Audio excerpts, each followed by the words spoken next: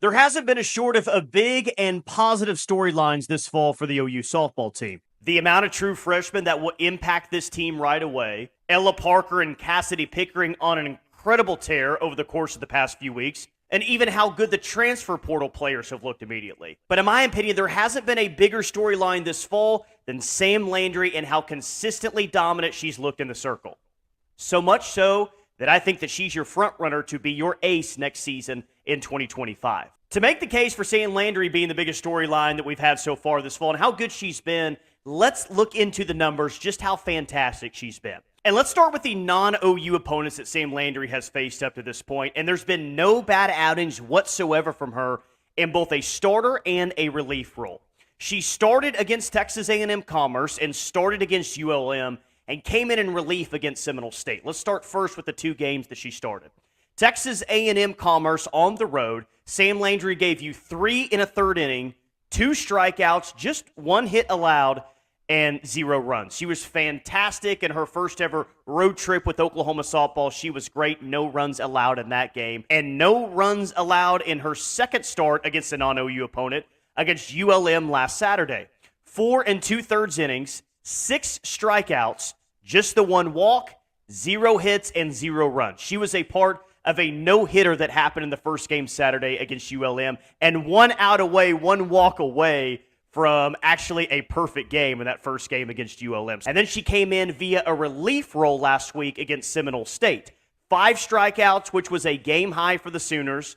You already know runs allowed, 0 runs allowed for Sam Landry in 2 innings of work. So, in fact, if you combine the numbers for all 3 of her appearances, ULM, Seminole State, Texas A&M Commerce, Sam Landry has pitched 10 innings with 13 combined strikeouts, 0 runs allowed, and just 1 hit over 3 appearances, 2 of those starts and 2 of those wins. Fantastic outings, consistently good, no bad outings whatsoever, all of them fantastic. But at the same time, I can hear you guys right now saying it in the comments. They're against lesser opponents! And you know what? Okay, I'll actually hear that point. But what if there was a way? What if there was a better gauge for Sam Landry so far this fall? What if she played better competition than those 3 teams? I've got to think back. I know, maybe she's faced the best offense, certainly one of the best offenses that college softball has to offer. And in fact, she's done that twice in the Battle Series. Let's run down how she's done against her own teammates in the Fall Battle Series. So as you see, I went back to both Battle Series games, watched Sam Landry every single pitch, every single at-bat against her teammates, and here's how her teammates fared against her. Gabby Garcia, 1 for 2. Abby Dayton, Pac-12 hitting champ, 2 for 5. Cassidy Pickering on a tear, 1 for 2. Sid Sanders is 1 for 5, 3 strikeouts against Sam Landry. Maya Bland, 1 for 2. Katie Lee McKay, 1 for 4. Riley Zake, 0 for 2. Ilana Agbayani, 2 for 3. Emmerling is 0 for 1. Malloy is 1 for 2. And Sid Barker is 0 for 1. So I look at that right there and say, okay, well, she's fared very well against some of the best hitters that OU has and some of the best hitters that we're probably going to see in the SEC this year. Now, your takeaway might be, well, that looks okay, but I still see a lot of hits there.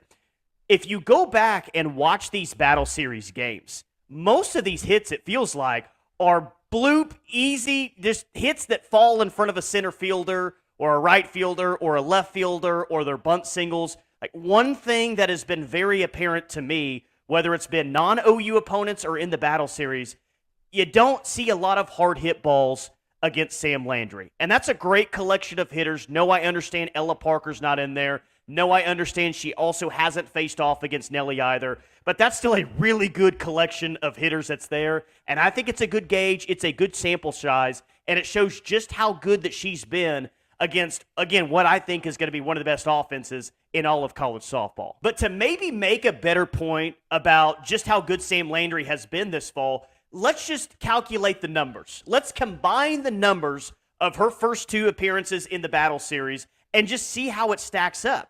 7 1/3 innings pitched, 2 runs allowed, 7 strikeouts, just the 1 walk, and 9 hits allowed in Game 1 and Game 2 of the Battle Series. Now, I will remind you that those were her first ever 2 appearances in an OU uniform. So you know she probably had a little bit of nerves. She's still probably trying to figure some things out, maybe with Jen Rocha. Who knows? Regardless, those are fantastic numbers. Are you telling me for 1 second that there isn't a pitching coach in the country against an OU lineup that wouldn't take 7+ innings and only allowing 2 runs?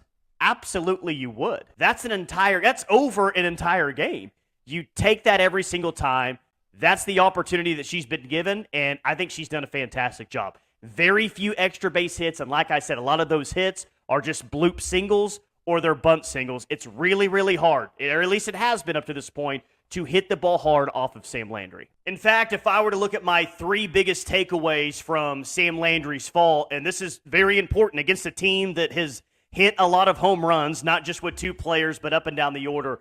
No home runs allowed by Sam Landry. And not even that, it doesn't feel like there's been a ball that's been hit to the warning track or really even been close to getting out of the yard. And she's pitched over 7 innings against this OU lineup. She's pitched several innings, over 10 innings against non-OU competition, and she hasn't given up a home run, really hasn't been close, and it just goes to say you might get on base against Sam Landry. You might, but it's probably going to be a bloop hit or it's going to have to be a bunt hit for you to get on base. Number 2 for me, low walks, high strikeouts.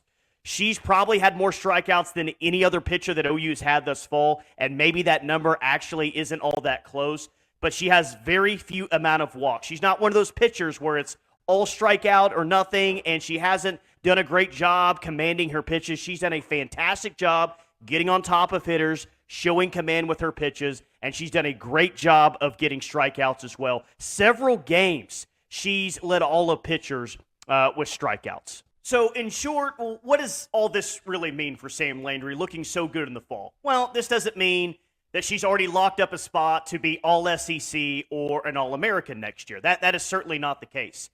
But what is very evident to me is against all competition, and all Sam Landry can do is pitch against the competition that's at the plate against her. She didn't make the fall schedule, but every opponent that she's had, every batter that she's faced, she's had a good amount of success.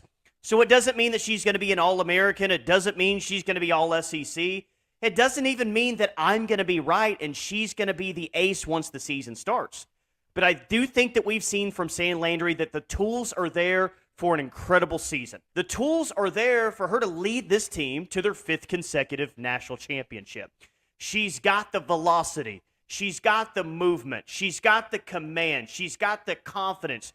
She's got the experience. No, not Women's College World Series experience, but she's pitched in a lot of games as a college softball player, and I think that has already shown and been a big reason why she's been so confident from day one. And let's not forget either. Let's not forget who her pitching coach is. The pitching coach who absolutely knows how to get her pitchers as the most outstanding player in the Women's College World Series. It's happened more than once during her time at Oklahoma. It's not a guarantee that Sam Landry gets that this year, but she's got all the tools necessary to be the next great pitcher at the University of Oklahoma. She's shown that thus fall. Hopefully she will continue to show that throughout the remainder of the fall and into the regular season in 2025. But if you're buying stock on someone in this team, if you haven't already bought some Sam Landry stock, I would highly, highly recommend it because she's good, and maybe, just maybe, if she continues to improve with Jen Rocha and continues to show us what she's shown up to this point, maybe she ends up being one of the best pitchers in the SEC and one of the best pitchers in college softball. But if you've watched her this year, you cannot deny the talent that she has. So just to wrap it up on Sam Landry, she doesn't walk very many hitters. She strikes out a lot of hitters. She didn't really give up a lot of hits. And even those hits that she gives up aren't hard hit balls. She doesn't give up home runs. Sounds like a really good combination for her to have a really good season this year. What have you thought about Sam Landry thus far? Drop your thoughts in the comments. And as always, thank you for watching.